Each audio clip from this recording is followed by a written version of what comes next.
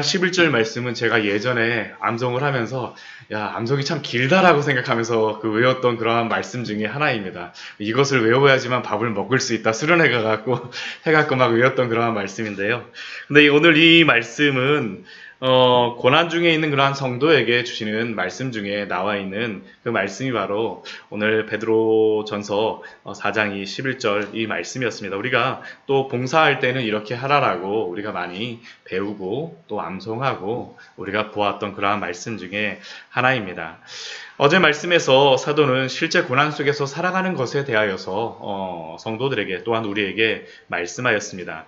성도가 선한 행실로 고난을 받는다라는 것은 예수 그리스도가 받으신 그 고난의 길을 따라가는 것입니다. 예수님이 가신 그 길을 따라가는 것이죠. 그런데 우리가 이런 생각이 들어요. 예수님이 우리를 구원하여 주셨으면 좀 이 세상 그렇게 길지 않은데 좀 행복하게 정말 큰 어려움 없이 그냥 지내게 해주셨으면 얼마나 좋을까라는 그런 생각들을 하게 됩니다. 그렇지 않나요? 네, 정말 우리가 그런 생각을 하는데요. 오늘 말씀을 보게 되면 왜 우리에게 성도에게 하나님이 사랑하심에도 불구하고 왜 고난을 주셨는지에 대하여서 우리에게 말씀하여 주십니다. 먼저 1절 말씀에서는 그리스도께서 이미 육체의 고난을 받으셨다라고 말씀하십니다. 그리스도께서 이미 육체의 고난을 받으셨습니다. 그리고 또한 그 길을 따라가는 성도들 너희도 같은 마음으로 갑옷을 삼으라 라고 말씀하세요. 예수님이 가셨던 그 길, 고난을 우리가 일부러 받기 위해서 그 길을 따라가는 것은 아니지만 예수님이 정말로 선한 행실을 행하는 성도들의 그러한 본을 보여주셨다라는 것이 바로 우리가 앞에서 보았던 그러한 말씀이 아니었습니까? 그런데 이렇게 고난을 행함으로 말미암아 고난을 우리에게 주신 그러한 이유를 그 뒤에 말씀에 보게 되면 우리에게 알려주고 있죠. 우리 1절 뒤에 보게 되면 이는 육체의 고난을 받은 자는 죄를 그쳤음이니 고난을 주시는 그러한 이유를 죄를 그치게 하기 위하여서 주셨다라고 말씀하세요. 아니 왜 고난을 주시게 되면 죄를 그친다? 이게 때로 어떤 분들은 고난으로 인하여서 죄를 그치기도 하지만 어떤 사람들은 어떻습니까? 고난을 당하게 되면 더 이게 악에 복받쳐갖고 죄악을 더 행하는 사람들도 있어요. 그렇죠? 그러나 그러한 것들도 있지만 성도에게 고난을 주심은 2절 말씀을 보면 이렇게 말씀하시죠. 우리 2절 말씀 같이 한번 읽어보겠습니다.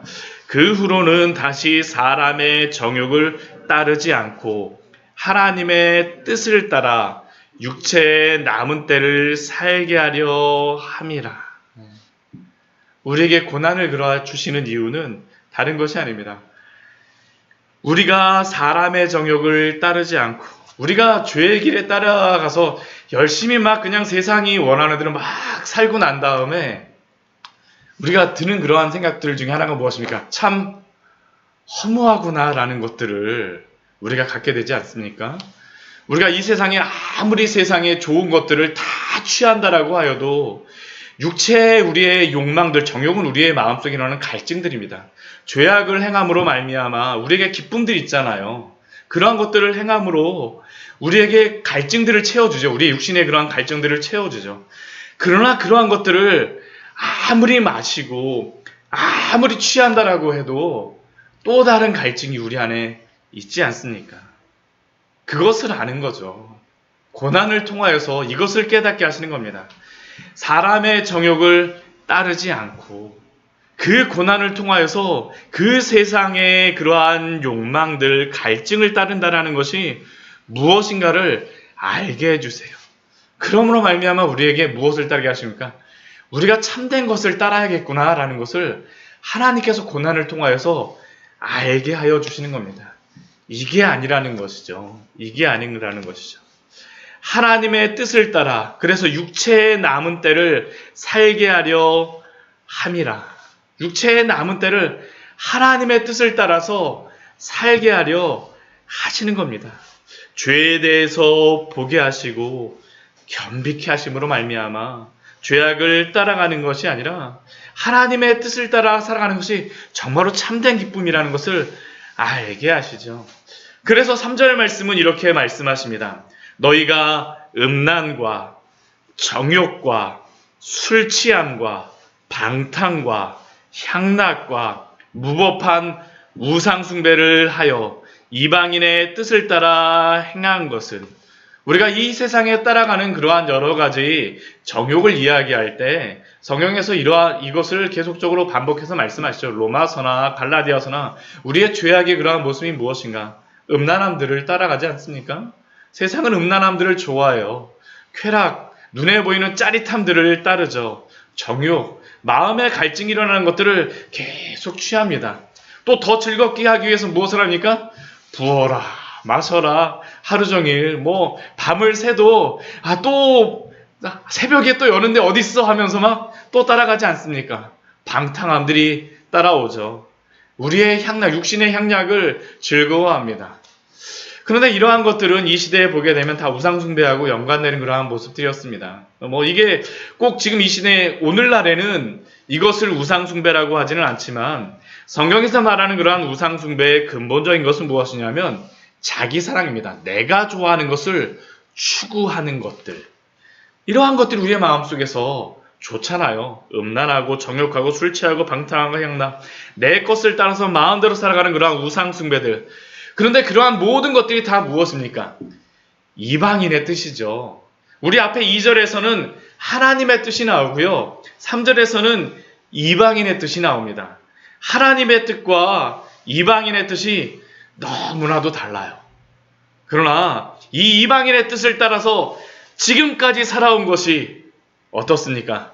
지나간 때로 족하다라고 말씀합니다. 저는 이 말씀이 얼마나 은혜가 되었는지 모릅니다. 지나간 때로 족하도다. 지금 이 베드로전서의 이 말씀을 베드로 사도에게 이 편지를 받는 사람들은 다 이방인들입니다. 대부분 다 이방인들이에요. 이 사람들은 지금까지 이렇게 살아왔어요. 음란하게 살아오고 정욕을 행하며 살아오고 술 취하고 방탕하고 향락하고 우상숭배하고 이게 이들의 삶이었습니다. 그런데 사도가 말하죠. 그러한 모든 삶이 너희가 예수님을 믿고 난 후에 지금과 비교해보라. 지나간 것으로 족하지 아니하느냐? 우리에게도 말씀하시는 겁니다. 예수님을 믿고 난 후에 그러한 삶을 따라 살아가는 것들이 족하지 아니하느냐라고 우리에게 말씀하시죠. 사랑하는 성도 여러분, 이것이 바로 하나님이 우리에게 고난을 주시고 깨닫게 하시기를 원하시는 겁니다. 지나간 때로 족하지 아니하느냐. 하나님 앞에 겸비케 하시는 것이죠. 이제는 더 이상 그 이전의 이방인의 뜻을 따라서 살아가게 하는 것이 아니라 하나님의 뜻을 따라서 살게 하기 위하여서 하나님이 우리에게 이러한 고난도 허락하여 주시는 겁니다. 지나간 때로 족하도다. 그러나 우리가 이제 이러한 길을 안 따라가게 되면 세상을 어떻게 하냐 하면 우리를 향하여서 또 손가락질합니다. 4절 말씀에 그렇게 말씀합니다. 이러므로 너희가 그들과 함께 그런 극한 방탕에 다름질하지 아니하는 것을 그들이 이상히 여겨 비방하나. 이야기하는 거죠. 왜 하네? 즐겁잖아. 어제까지 이렇게 했는데 예수님 믿는다고 뭐가 또다시 해도 되지 하면서 이야기하는 겁니다. 같이 가자라고 이야기하죠. 같이 가자라고. 그들과 함께. 이게 우리가 예수님과 함께 또 가는 것이지만 세상도 우리한테 함께 가자라고 이야기합니다. 이게 함께 가자라는 게 참 이게 엄청난 유혹이죠. 그렇죠. 어제도 했잖아. 즐겁게 또 하루 하지 뭐. 그들과 함께. 세상에서는 우리가 살아가는 방식 이상히 여겨서 비방합니다. 왜 그렇게 하지 않느냐라는 것이죠. 왜 그렇게 하지 않느냐라는 겁니다. 왜 이렇게 성도를 향하여서 같이 가자라고 하고 오히려 비방하겠습니까? 왜냐하면 이러한 삶이 대비가 되기 때문이죠. 빛과 어둠이 있으면 어떻습니까? 어두움이 내가 어둡다라는 것을 알 수밖에 없어요. 그러니까 나만 검어지는 것이 아니라 내가 옆에서 하얀 사람을 보게 되면 같이 검게 만들고 싶은 거예요. 내가 거기에 대해서 마음의 양심의 꺼림을 느끼고 싶지 않습니다. 이게 바로 세상이 같이 가자라고 하는 그러한 이유죠. 비방하는 그러한 이유입니다. 그런데 이렇게 하나님의 뜻을 따라서 살아가야 되는 성도들이 반드시 기억해야 될 것이 있습니다. 그것은 마지막이 있다라는 겁니다. 그렇게 그 길을 따라가게 되면 마지막은 어떤 길일까요? 하나님의 그 심판대 앞에서 분명히 스스로가 자신의 죄악에 대해서 고백해야 됩니다. 하나님 앞에 서야 돼요. 우리 5절 말씀 보면 참 이게 재미있는 게, 그들이 산자와 죽은 자를 심판하기로 예비하신 이에게 사실대로 고하리라 라고 말씀하고 있습니다. 이게 그들이라는 게 누구겠습니까? 온 세상 사람들입니다. 우리도 하나님 앞에 가고요, 우리가 했던 것을 다 이야기할 겁니다. 그리고 죄악을 따라 살아갔던 사람들도 어떻게 할까요? 다 이야기를 해요. 다 이야기를 합니다. 하나님이 보여주시는 그것을 스스로 고백하게 하시든, 그런데 사실대로 고백하게 되면 어떨까요? 참 얼굴이 화끈거리지 않겠습니까? 화끈거리지 않겠습니까? 저도 예전에 어렸을 때 그 친구들 사이에서 그 초등학교 4학년 때 제가 전에 한번 간증을 드렸던 것 같은데, 친구한테 제가 나이가 저보다 키가 어린 형이었었는데 저보다 키가 작은 거예요. 그래갖고 전학을 갔는데 나이가 2살이 많더라고 이야기하는 건데, 제가 보기에는 저하고 나이가 똑같은 것 같거든요. 그래갖고 믿지를 못해갖고, 정말 그러냐고, 나도 나이가 그렇다라고 거짓말을 했어요. 근데 학교를 이제 전학을 가고 학교를 갔는데, 가서 보니까 정말로 그 형인 거예요, 형. 나중에 그걸 하고 나서 제 얼굴이 얼마나 후끈거리든지. 예, 그렇죠. 우리가 하나님 앞에서 우리의 잘못한 것을 하나님 앞에 가서 그 심판대 앞에 서게 되면 얼마나 우리가 부끄럽겠습니까? 세상이 그런 것이죠. 네, 세상이 그런 것입니다. 왜 복음을, 우리 6절 말씀 보면 이렇게 말씀하십니다. 이를 위하여 죽은 자들에게도 복음이 전파되었으니. 우리 이 말씀이 앞에 우리 3장에서 말씀했던 것과 같이 옥에 가서 영으로 전하셨다라는 그 말씀과 같이 그 말씀으로 이것은 이해하면 안 되고요. 이 말씀은 무엇으로 이해해야 되냐 하면, 예수님을 믿다가 죽은 성도들을 이야기를 하는 겁니다. 그런데 이를 위하여 죽은 자들에게도 복음이 전파되었습니다. 이를 위하여도 죽은 자들에게도 복음이 전파되었어요. 왜 이렇게 그들에게 복음이 전파되어졌냐면, 육체로는 사람으로 심판을 받으나. 예수님을 믿었어도 어떻게 합니까? 모든 사람은 죽을 수밖에 없죠. 그러나 예수님을 믿고 구원받은 사람은 어떻게 할까요? 영으로는 하나님을 따라 살게 하려 함이라. 이 말씀을 왜 마지막에 이 말씀을 주실까요? 지금 이 베드로 사도가 보낸 이 편지를 받는 사람들은 지금도 고난을 받고 있는 사람들입니다. 그런데 이 초대교회 사람들 마음속에 어떤 마음들이 있었었냐면, 고난을 당하면서 예수님이 곧 오시겠지라는 그러한 기대들이 있었어요. 그런데 곧 오시겠지라는 그러한 기대들을 가졌었는데, 그렇게 기대를 갖고 믿음 생활을 하고 있는데 죽은 성도들이 생기는 겁니다. 그러면 이 세상에서 고난도 당하였는데 죽게 되면 그들은 어떤 생각을 가졌냐면, 이게 혹시 심판을 받은 것이 아닐까? 그런 생각, 여러 가지 생각이 나는 거예요. 그러나 사도가 거기에 대해서 분명히 이야기합니다. 그것은 다른 것이 아니라, 하나님의 죽음이라고 하는 것은 하나님 앞에 구원을 받고 그 선물을 받을 수 있는 것이라는 것이죠. 그러니까 고난 가운데에서도 그 죽음을 당한다 할지라도 걱정하지 말라라는 겁니다. 왜 그럴까요? 예수 그리스도를 통하여서 얻은 그 고난이 그냥 고난으로 끝나는 게 아니라 영원한 삶, 하나님을 따라 사는 그러한 영원한 삶이 있기 때문입니다. 있기 때문이죠. 그래서 우리 7절 이후의 말씀을 보게 되면, 이 고난을 당하지만 그러나 하나님의 영원한 소망을 가진 성도들이 어떻게 살아야 되는가를 우리에게 말씀하고 있습니다. 말씀하고 있어요. 왜 이 말씀이 참 중요한 게 무엇이냐면, 우리가 만약 우리가 이런 비유 많이 하잖아요. 이러한 이야기들을 많이 하는데, 만약 내일 예수님이 오신다면 무엇을 먼저 하시겠습니까? 무엇을 먼저 하시겠어요? 돈 많이 벌려고 그거 먼저 하시겠습니까? 아니면 다른 것들을 많이 하기 위해서 무엇인가 하시겠습니까? 아닙니다. 우리가 가장 소중한 것들을 하겠죠. 오늘 7절 말씀서부터 11절까지의 말씀이 바로 그것입니다. 만물의 마지막이 가까웠으니.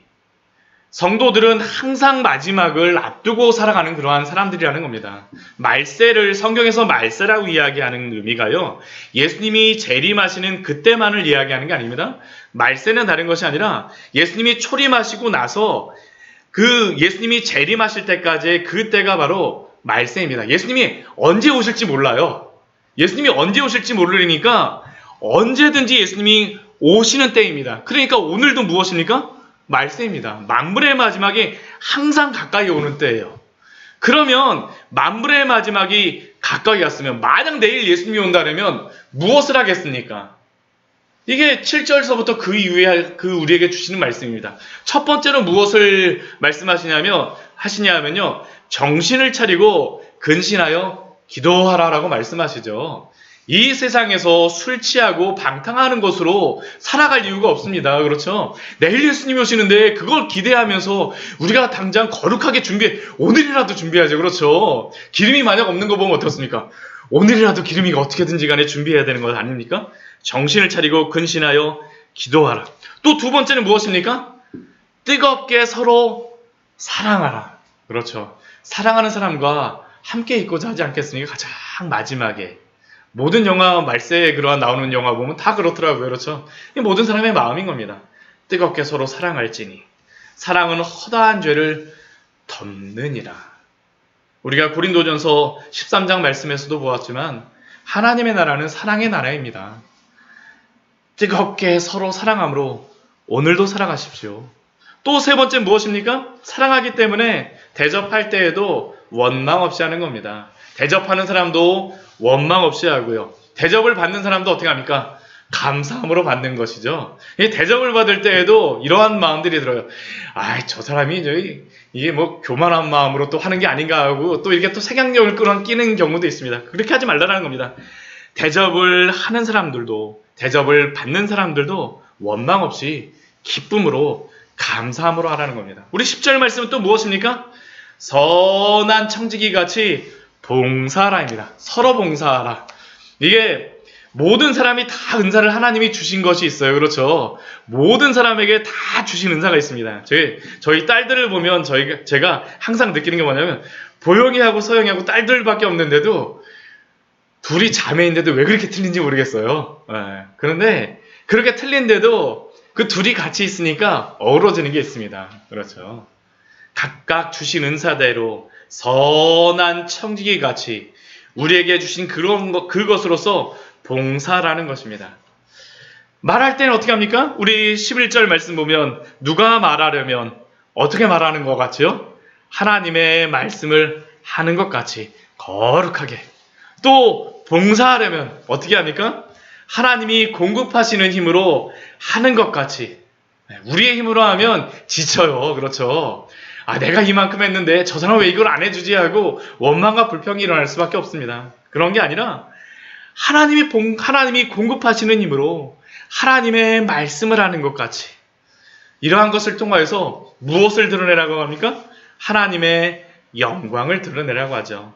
예수 그리스도로 말미암아 하나님이 영광을 받으시게 하려 함이니 그에게 영광과 권능이 세세 무궁하도록 있느니라. 아멘. 오늘 우리가 정말 인생을 마무리하고 하나님 나라를 모두가 갖고 우리가 본다면 무엇을 볼까요? 저번 제가 고린도전서 13장 말씀에도 같이 나누고 요한계시록 말씀에도 보았었지만, 하나님 나라에 가게 되면 하나님의 성전으로부터 나오는 그 강줄기가 보이지 않겠습니까? 그 강줄기 옆에는 무엇이 있습니까? 나무들이 막 서 있죠. 열매들이 막 맺힙니다. 또 하나님이 계신 그곳으로부터 무엇이 막 비쳐옵니까? 빛이 막 비쳐옵니다. 이것이 다 무엇일까요? 하나님의 영광을 드러내는 것입니다. 하나님의 사랑이 드러나는 것이죠. 하나님이 어떠하신 분이신가를 우리에게 보여주시는 것입니다. 이 땅에서도 우리가 행함으로 말미암아 하나님의 영광을 드러내라라고 우리에게 말씀하여 주시는 줄 믿습니다. 우리를 성전으로 삼아 주셨사오니 그 성전 안에서는 하나님의 빛이 드러나야 되지 않겠습니까? 하나님의 영광이 드러나야 되지 않겠습니까?